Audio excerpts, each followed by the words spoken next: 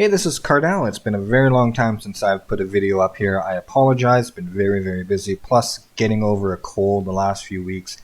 I'm going to try not to cough during this video. But a question came across the subreddit PcBuildHelp that I moderate in. That is a mirror of what I went through about 2 or 3 years ago. Jaster Rogue has asked, I am looking to upgrade my Phenom 2 and was wondering what the best choice of AMD FX CPU for gaming is. So this is a very good question, especially if you have an older piece of hardware. The immediate mindset comes in, if I replace the processor, I have to get a new motherboard. And because I'm getting a new motherboard, I'm probably going to have to get RAM because my existing system uses DDR3 and the new stuff is DDR4. So I'm not just replacing one piece, I'm replacing three. It has to be more expensive. And you would think so. But let's go ahead and look what we're dealing with here. So not even talking about price. Let's look at the performance increase. So we have a Phenom 2 X61090T. This is the black edition. This is what my processor was when I was doing the exact same thing. And I was also looking at an FX8350. And the performance increase, the effective speed of what just site uses, which is pretty accurate, is a 15% performance increase.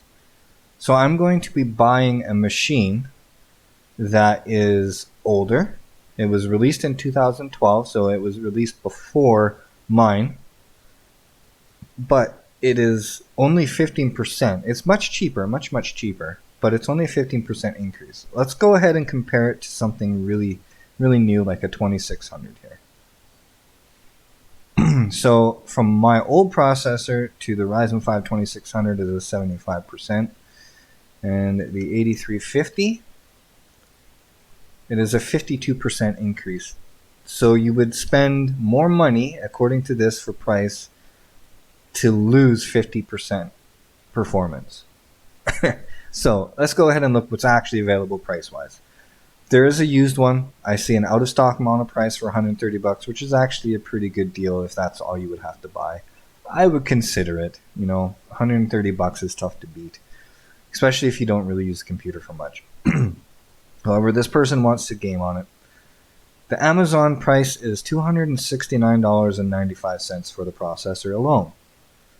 And one would think, wow, that's not a bad deal. However, you can get a system like this for $282, which is a Ryzen 5 2600, an MSI 450 motherboard, which is, you can actually flash the BIOS in here and put a 3rd gen Ryzen in, so you could get the AMD Ryzen 5 3600 in all its glory and awesome price right now, which is I recommend it right now. It's a really good price point for the performance. And the 16 gig of RAM at 3200, which is just kind of almost a sweet spot for most AMD systems. Probably between this 34 and 3600. Those are kind of like the 3 memory sweet spots for AMDs right now. So we're under $10 from $282 to a $269, so less than $10 price difference to replace the entire system and have way more processing power for any game. He wants to play City Skylines and Minecraft. You're not going to get a better deal in just now versus long-term upgrade potential. He could get, or she could get, the 8350 processor, and in a year when they have a game that comes out and they want to play it, they're not going to be able to play it. I pretty much guarantee you that the FX series is going to be phased out when Generation 4 Ryzen stuff comes out, because it's getting to the point where the chipset instructions on the older chips, on the older CPUs, are just outdated. They're adding so much more things that improve performance that people are just going to stop supporting the really old chipsets. That's the reason why No Man's Sky didn't work, because it had a Phenom 2, which was a newer chip, but did not include the same chipset that the FX series had. It had newer technology. It might not have been as great. It had like 2 less cores in it, but it didn't have those chipsets that, just the developers off the top of their head said, hey, let's make it do this and this. Oh, the reports are coming in. These guys with Phenom 2 chips, they can't run the game because it doesn't have the chipset or the instruction set on it. So they had to actually patch that in, and I was using a beta version. So things like that, and it's gonna happen with FX next. When the next gen Ryzen, you can guarantee it. I can pretty much guarantee it that FX will be going. It'll be next off the chopping block, and you're gonna have to get first gen Ryzen at the minimum spec just to play a game.